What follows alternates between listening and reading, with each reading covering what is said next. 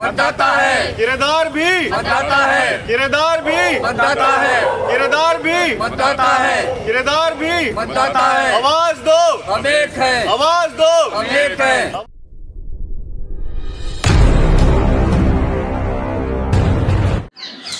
पूरे देश में एसआईआर की चर्चा है। यूपी से खबर आती है कि 2 करोड़ 3 करोड़ 4 करोड़ वोट गायब हो गए, वोटर गायब हो गए। कहाँ चले जाते हैं वो वोटर? दिल्ली के रहने वाले, अगर दिल्ली में एसआईआर हो जाए तो 3 करोड़ 2 करोड़ लोग, ऐसा माना जाता है दिल्ली में 2 करोड़ के लगभग लोग हैं, तो इसमें भी 50 लाख गायब हो जाएंगे।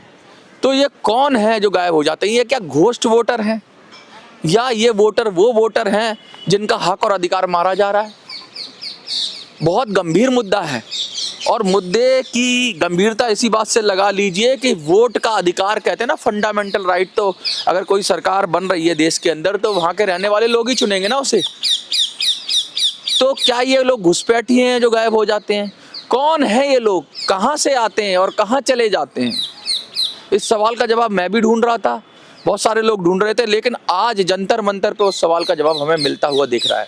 हमारे साथ सौरभ राय हैं, एडवोकेट हैं, लगातार बात करते हैं, और आज ये जो बात लाए हैं, क्योंकि जब अपने आप पर बीतती है तभी पता लगता है, और सौरभ के ऊपर जब बीत गई तो सौरभ ने बताया कि अरे एसआईआर का मतलब ये होता है, स्पेशल इंटेंसिव रिवीजन, ऐसा कुछ कहते हैं। तो उसका मतलब ये जो बता रहे हैं कि किराएदार भी मतदाता है। पहले तो मैं चौंक गया कि भाई किराएदार मतदाता है, ये क्यों कर रहे हैं? मतदाता तो मतदाता है, वो किराएदार हो या मकान मालिक हो, अगर वो वहाँ रह रहा है तो उसे मत देने का अधिकार होना चाहिए। लेकिन जब इन्होंने कहा कि भाई ये प्रॉपर्टी के मालिक हैं, उन्हीं का सारा खेल चल रहा है, तो मेरी थोड़ी सर घूमा। तो मैंने कहा आज सौरभ राय से ही पूछ लेते हैं, वकील भी हैं और गंभीर मुद्दे उठाते हैं देश के लिए। जीएसटी पे पहले भी हमने एक बार इनसे बात की थी, तो एजुकेशन पर जीएसटी नहीं होना चाहिए, ऐसा इनका मुद्दा था। आज हम फिर आए हैं इनके पास। सौरभ जी सर, ये जो मुद्दा लाए हैं, स्टैंड फॉर योर वोट, कहाँ से आपको प्रेरणा मिली और ये आखिर माजरा है क्या? ये आज मैं अपने खुद के अधिकार, राइट टू वोट को बचाने के लिए खड़ा हूँ, और इसलिए खड़ा हूँ कि आने वाले समय में जो मेरे साथ ही नहीं गलत हो रहा है ये, जो किराएदार, लाखों किराएदार जो यहाँ कमा रहे हैं, यहाँ खा रहे हैं, अपने बच्चों का पालन पोषण कर रहे हैं, सिर्फ एक उम्मीद से कि आने वाले समय उनका उज्जवल भविष्य हो, उनके परिवार का उज्जवल भविष्य हो। क्या उनको राइट टू वोट देने का अधिकार नहीं है? वो गवर्नमेंट को टैक्स नहीं दे रहे हैं? गवर्नमेंट को टैक्स तो वो भी दे रहे हैं ना, गवर्नमेंट को टैक्स हम भी दे रहे हैं। हमारा बस एक ही मांग है, इतना हंगामा हुआ कि एक घर पे 50 वोट है, एक घर पे 100 वोट है, एक घर पे 200 वोट है, 500 वोट है। इससे इसका रिएक्शन ये आ रहा है कि जो मकान मालिक दिल्ली में नहीं, कहीं और भी अदर स्टेट में भी हैं, काफ़ी लोगों के अपने किराएदारों के नाम हटा रहे हैं वोटर लिस्ट में से। सर्वे वाले आ रहे हैं, साफ सीधा कह रहे हैं कि आप उन सभी का नाम हटा दीजिए हमारे घर से, जो है मेरे किराए पे रह रहे हैं या नहीं रह रहे हैं। इससे कोई मतलब नहीं है उनको। अगर नहीं रह रहे हैं तो कि वोट तो नहीं रह रहे हैं तो जहाँ रह रहे होंगे वहाँ बनवा लें, वोट ट्रांसफ़र करा लें। वोट एड्रेस चेंज करने में भी बहुत समस्या आ रही है अभी। रजिस्टर वाला रेंट एग्रीमेंट मांग रहे हैं, रजिस्ट्री, और वो कोई भी मकान मालिक नहीं कराएगा। अगर करवाता है तो उसको भी टैक्स देना पड़ेगा घर का, ये सही है, लेकिन कोई मकान मालिक नहीं कराने जा रहा। और इससे ये होगा कि आने वाले समय में जब वोट देने जाएंगे किराएदार, तब जाके उनको पता चलेगा कि उनका वोटर लिस्ट में नाम ही नहीं है। अच्छा, दिल्ली के अंदर ऐसा माना जाता है, अपुष्ट आंकड़े हैं, मैं ये तो नहीं कहता ये, कि 60 से 70% तक लोग किराए पर रहते हैं। बिल्कुल, ये दिल्ली के अंदर, क्योंकि 30% ही ऑनर है, मकान मालिक हैं, बाकी तो सब किराएदार ही हैं दिल्ली के अंदर। इतना महंगा है दिल्ली कि लोग आते हैं, कुछ लोग स्टूडेंट पढ़ने के लिए आते हैं, वो भी 2-2 3-3 साल रहते हैं, कुछ लोग अपना इलाज कराने आते हैं, कुछ लोग नौकरी के लिए आते हैं। तो दिल्ली के अंदर तो फ्लोटिंग जो कहते हैं ना आबादी है, वो भी बहुत सारी है, जो आती है रोज चली जाए। उसके बाद दिल्ली के अंदर रहने वाले भी बहुत सारे ऐसे लोग हैं। मैं खुद 20 साल किराए पे रहा, तो किराएदार की ये तो बात जेन्युइन है कि मकान मालिक कोई एग्रीमेंट नहीं बनाता, जहाँ से नोटरी पे कर लेगा ज़्यादा से ज़्यादा, सब कुछ बचाने के लिए। आजकल पुलिस वेरिफिकेशन की भी बात हो रही है, तो वो भी हो जाती है 100-200 रुपये में। लेकिन जब रजिस्टर्ड एग्रीमेंट की बात होती है उसमें टैक्स लग जाता है, तो वो सब लोग बचते हैं और अपनी इनकम भी बचाना चाहते हैं। बिल्कुल बिल्कुल। कोई भी मकान मालिक नहीं चाहेगा कि मुझे जो मैं किराएदार रख रहा हूँ उनके लिए मुझे टैक्स देना पड़े, मेरे पास जितना से ज़्यादा पैसे बच सके मैं उतना बचाऊंगा। और उनको कोई मतलब ही नहीं है कि किराएदार वोट दें या नहीं दे। हाँ, उनको बिल्कुल भी मतलब नहीं है, उनको अपने पैसे से मतलब है। ब्लैक मनी, मैं ब्लैक मनी इसलिए कहता हूँ कि एक मकान मालिक के पास अगर 10 फ्लैट हैं और मान लीजिए कि अगर 15 या 20 हजार रुपए एक फ्लैट से किराया आ रहा है, ऐसे लोग हैं जिनके पास 100 गज का मकान है और जिसमें उन्होंने 8 फ्लैट बना रखे, एक में खुद रह रहे हैं, 9 उठा रखा है उन्होंने, तो ऑब्वियसली उनकी इनकम तो टैक्सेबल इनकम में आ जाती है, तो उधर से भी लगेगा टैक्स, इनकम टैक्स, और इधर से भी जाएगा टैक्स। सर ये तो गवर्नमेंट को देखना चाहिए और गवर्नमेंट देख नहीं रही। जो किराएदार हो के गवर्नमेंट को टैक्स नहीं दे रहे, कई सालों से लाखों किराएदार गवर्नमेंट को टैक्स दे रहे हैं और इसलिए थोड़ी ना दे रहे हैं कि उनको वोट देने का अधिकार नहीं है। लेकिन अगर आप अधिकार ना दिया जाए, अगर आप कभी कभी ऐसा होता है, कुछ मकान मालिक ऐसा भी ऑफर करते हैं कि भाई आप बनवा लो रजिस्टर्ड एग्रीमेंट, लेकिन आप ही खर्चा दोगे उसका जो खर्चा है, तो ये भी तो समाधान हो सकता है। सर समाधान होगा या नहीं होगा ये आने वाला वक्त बताएगा, लेकिन ये पक्का है अगर इस तरीके से ही चलता रहा तो कई लाखों लोगों का जो किराएदार किराए के मकान पे रह रहे लोग, कई लाखों लोगों का वोट कटेगा और ये गंभीर समस्या है। जो लोग जिन्होंने बहुत हल्ला किया कि किराए पे मकान पे लोग रह रहे हैं, जिनके एक नाम पे 2 वोटर आईडी कार्ड है, 3 वोटर का आईडी कार्ड है, लेकिन जिनका एक ही वोटर आईडी कार्ड है उनका क्या, उनके लिए कौन खड़ा हो रहा है और उनके लिए कौन आवाज उठा रहा है? ऐसा भी होता है कि किराएदार एक जगह से खाली कर देता है, 6 महीने यहाँ रहता है, फिर 6 महीने दूसरी जगह रहता है, तो क्या इसमें कोई ऐसी चीज हो सकती है आपकी नज़र में जिससे वोट ट्रांसफर बड़ा आसान हो जाए? सर बहुत ईजी है, एड्रेस चेंज करने का प्रोसेस है। आधार कार्ड में भी आप अनलिमिटेड चेंज कर सकते हो, लेकिन वोटर लिस्ट आईडी कार्ड में चेंज करने के लिए अब रजिस्टर वाला रेंट एग्रीमेंट मांग रहा है। बीएलओ का मेरे पास रिकॉर्डिंग है, उसने सीधा कहा कि जी आपका वोटर लिस्ट में से नाम हटा दिया जाएगा, नहीं तो आप रजिस्टर वाला रेंट एग्रीमेंट बनवा लो। नहीं, इसमें एक चीज ये भी है कि अगर ये आपने कह दिया बड़ा आसान हो जाएगा, तो कोई भी पॉलिटिकल पार्टी चुनाव को हाईजैक कर लेगी। जैसे मैं बीजेपी हूँ, आप मेरी बात समझिए, और मैं बीजेपी हूँ और बड़ा आसान कर दिया ये प्रोसेस की, रजिस्टर्ड कोई भी करा ले, तो पता लगा मेरी पार्टी, मेरे पास तो पावर भी है, पार्टी भी है, तो मैं क्या करूंगा कि यार अभी चुनाव, उपचुनाव है सपोज करिए वहां पर, तो सारे ऐसा है ना, मेरे जितने कार्यकर्ता हैं सब उधर रजिस्टर्ड, उधर ट्रांसफर करा लो और जाके वोट दे आओ, फिर आ जाओ, क्योंकि वोट तो मतलब वोट दे के ऐसा हुआ है बहुत सारे लोग ऐसा होता है। सर जो कई सालों से एक ही जगह रह रहे हैं, दिल्ली में ही रह रहे हैं, एक ही स्टेट में रह रहे हैं, गवर्नमेंट के पास रिकॉर्ड नहीं है, वो देख नहीं रहे क्या चल रहा है क्या नहीं चल रहा।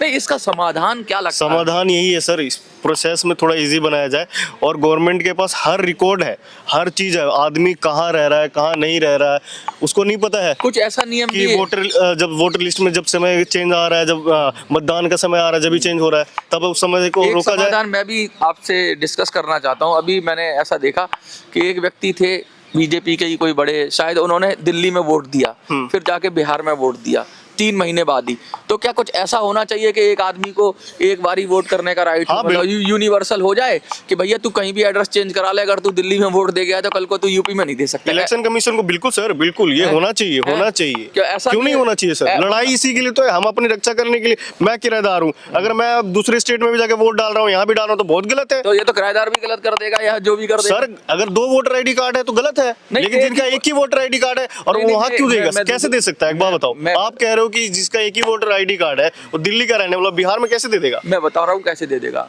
एक देश एक चुनाव तो होता नहीं है। अभी 5 स्टेट के चुनाव अभी आ रहे हैं, साल में आ रहे हैं, इससे पिछली साल में भी चुनाव थे। अब मैंने क्या किया कि इस बार मैं दिल्ली का मतदाता था, ठीक है, मैं जेन्युइन तरीका बता रहा हूँ, इस बार मैंने दिल्ली को दे दिया जैसे वोट। अब मैंने कहा यार मैं मणिपुर में जाके वोट देना चाहता हूँ। अब मैंने क्या किया, मणिपुर का एड्रेस बनवाया, अपना वोटर आईडी कार्ड शिफ्ट करा लिया वहां पर। वोटर आईडी कार्ड एक ही रहा, लेकिन अभी मैं यहाँ था, फिर मैंने वहाँ एड्रेस चेंज करके मणिपुर पहुंच गया, फिर जाके मणिपुर में वोट दिया है। मेरी बात समझ रहे हो आप? ऐसा भी हो सकता है ना, और ऐसा हो रहा है। ये ऐसा हो रहा है तो गलत है ना, ऐसा सरकार को रोकना चाहिए। आपको, आप जो कर रहे हो गलत कर रहे हो। हाँ, मतलब यहाँ भी वोट दे गए, यहाँ बिहार में भी वोट दे दिया। सर इसको देखने की जिम्मेदारी किसकी है? अब प्रोसेस जो चेंज आ रहा है, ये सब चीजें गवर्नमेंट देखे, अगर कर रहा है तो सजा करे, तो सजा दे उनको, उन लोगों को अरेस्ट किया जाए, गिरफ्तार किया जाए, उनका वोटर आईडी लिस्ट में से नाम हटाया जाए परमानेंट के लिए। क्योंकि सारी पॉलिटिकल, अगर ऐसा है, ऐसा कर रहे हैं, लेकिन जो किराएदार एक ही जगह रह रहे हैं, कई सालों से एक ही जगह वोट दे रहे हैं, एक ही क्षेत्र में दे रहे हैं, एक ही स्टेट में दे रहे हैं, तो उनकी क्या गलती है? आप जो कह रहे हो एक मणिपुर में जाके वोट दे रहा है, वो तो बहुत गलत है, उसको जेल जाना चाहिए, उसको जेल भेजे सरकार। नहीं यहाँ या परमानेंट वोटर आईडी लिस्ट में से उनका नाम काटे। ये तो संभव है ना सर। नहीं, वो ये कहेगा कि भाई ऐसा कोई ग्रे एरिया है ना, वो कहेगा मैं अब मणिपुर में आके रहने लगा, अब मैं दिल्ली जाके रहूंगा। इसका सोल्यूशन तो आप जो कह रहे हो कि खेल तो नहीं है ना सर, खेल नहीं है ना ये। वोटर राइट टू वोट का अधिकार वो दे सकता है, लेकिन इंटेंशन आप ये जो कह रहे हो कि वहां भी वोट दे दिया, यहाँ दे दिया, तो एक तो पॉलिटिकल पार्टियां करती है खिलवाड़ हो रहा है। फिर अभी ये कांग्रेस ने बीजेपी पर आरोप लगाया कि बहुत सारे उन्होंने अपना ही वोट बनवाए, महाराष्ट्र में नए वोट बनवाए, और वो वोट कौन थे? कोई दिल्ली विल्ली के इधर उधर के कार्यकर्ता थे। ऐसे मैं नहीं कह रहा, अपोजिशन पार्टी ने कि वो सारे वोट वहां पर अपने शिफ्ट करा दिए, दिल्ली वाले वोट वहां शिफ्ट करा दिए, ट्रांसफर करा दिए, वहां वोट डाल गए, वो फ्लोटिंग 10-20 लाख लोगों ने वहां वोट डाल दिया, फिर वो वोट शिफ्ट करा के भी हरा गए। ऐसा कहा जा रहा है, मैं नहीं कह रहा, ऐसा कहा जा रहा है। तो मतलब पॉलिटिकल पार्टी ओवर पावर है, वो अपने कार्यकर्ता वो कहती हैं अपना एजेंडा चला के कर सकती हैं, ये पॉसिबिलिटी है, क्योंकि एक ही वोटर को घुमा घुमा के अपना जनमत बना लें। तो इस पे आप क्या कहेंगे सर? ये अभी से मुद्दा नहीं चल रहा, काफी सालों से इसी चीजों में लोग अब कह रहे हैं कि एक जगह नहीं 2 जगह लोग वोट दे रहे हैं, 3 जगह वोट दे रहे हैं, 2 मतदान है जिनके 2 वोटर आईडी है। ये ऐसा पॉलिटिकल एक ही है, पॉलिटिकल पार्टी कह रहे हैं। क्या आप कह रहे हो ना कि ये सरकार के जो सरकार उसमें है, गवर्नमेंट में है, कोई भी पार्टी का नाम नहीं लूंगा मैं, आप ये कह रहे हो वो करवाती है कि जाके दूसरे स्टेट में भी वोट पड़वाती है अपने कार्यकर्ताओं के थ्रू या किसी के थ्रू। तो सर ये तो बिल्कुल गलत है, और मैं इसके खिलाफ हूँ सर, इसका साथ थोड़ी ना दूंगा। लेकिन मेरा जो वोटर आईडी में मेरा नाम है वो मेरा कट रहा है, मैं उसके लिए खड़ा हूँ जंतर मंतर पे, मैं उसको बचाने के लिए खड़ा हूँ। गवर्नमेंट से अनुरोध कर रहा हूँ, रिक्वेस्ट कर रहा हूँ, हाथ जोड़ के प्रार्थना कर रहा हूँ जी, मेरा वोटर लिस्ट में से नाम नहीं कटना चाहिए, नहीं कटना चाहिए, क्योंकि मैं इस देश का नागरिक हूँ, इस महान देश भारत का नागरिक हूँ, और मैं कभी भी अपने मताधिकारी से वंचित नहीं रहना चाहता। ये सौरभ राय है। थोड़ा सा मैं फिर से आपको थोड़ा समझा देता हूँ। सौरभ जी एडवोकेट हैं, लेकिन इन्होंने जो कितनी गहरी बात कही, लेकिन बड़ा ये पेचीदा मुद्दा है। इस मुद्दे में इन्होंने कहा कि भाई आप किराएदार हो और आपके पास ऐसा प्रोविजन होना चाहिए, आप उस जगह पे रह भी रहे हो, उस विधानसभा में, उस लोकसभा क्षेत्र में, आप उस नगर पालिका क्षेत्र में आप रह रहे हो, लेकिन अगर जो प्रॉपर्टी ओनर है वो कटवा दे आपका वोट, तो आप रह तो रहे हो लेकिन वोट देने का अधिकार आपका चला जाएगा। तो फिर तो फंडामेंटल राइट ही चला गया कि अगर वोट नहीं दे पाएंगे।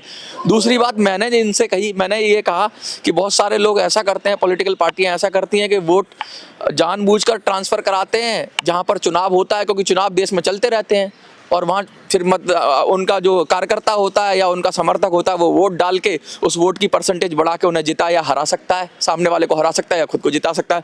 ऐसा भी हो रहा है। तो ये तो बहुत एम्बिग्युइटी है। और जो SIR में जिस तरह से करोड़ों लोग कट रहे हैं, क्योंकि एक घर के ऊपर 50-50 वोट है, वो 50 वोट ऐसे नहीं है कि वो नहीं है, एग्जिस्ट नहीं करते। क्या करता है आदमी? बड़ी मुश्किल से उसका वोट बनता है। एक कहीं किराए पे रह रहा था, वोट बनवा लिया उसने, वो डालने जाता है वोट, जब चुनाव होता है वो वोट डालने जाता है, लेकिन क्या होता है कि वो अब दूसरी जगह रह रहा है, वहीं आसपास रहता है, एक गली छोड़कर भी रह सकता है, एक मोहल्ला छोड़कर भी रह सकता है, उस विधानसभा में भी ज़्यादातर रह सकता है, क्योंकि कभी कभी खाली करना पड़ जाता है मकान। लेकिन उसकी ये जो वोटिंग का लफड़ा है ना, तो इसको एड्रेस फ्री भी होना चाहिए भाई। मैं तो कह रहा हूँ कि एड्रेस से इसका लेना देना क्या, पूरे देश का एक डेटा बना लो आधार कार्ड की तरह, और सबको एक बार वोट देने का अधिकार दे दो। तेरा मन आए वहाँ दे दे तू वोट, क्योंकि देश में तो रह ही रहा है। ऐसा भी हो सकता है क्या? क्योंकि एक बार वोट दे देगा, एक चुनाव में एक बार देगा, अगर पंचायत के चुनाव में एक बार दे दे, तू कहीं भी दे आया वोट, वो तेरी मर्जी है, लेकिन दूसरी जगह दे नहीं पाएगा। तो फिर उसके ऊपर विवेक के ऊपर फैसला रहना चाहिए कि भाई 5 साल के अंदर अगर 3 बार चुनाव होते हैं, एक लोकल गवर्नमेंट का चुनाव होता है, एक विधानसभा का चुनाव होता है, एक लोकसभा का चुनाव होता है, तो 3 बार राइट दे दो उसको 5 साल के अंदर, तब तो बात सही है। लेकिन अगर इस तरह से करोगे कि एड्रेस से बाउंड करोगे, ये सारे तरीके कहते हैं हवा को पकड़ने की कोशिश नहीं है। सौरभ जी क्या लगता है? तो यही बात है, मुझे लग रहा है बहुत कॉम्प्लेक्स सब्जेक्ट है। चुनाव सुधार की बात हो रही है और बहुत सारी बातें हो रही हैं। आपको क्या लगता है? कमेंट में लिखिए, देखते रहिए मिनी संसद। धन्यवाद।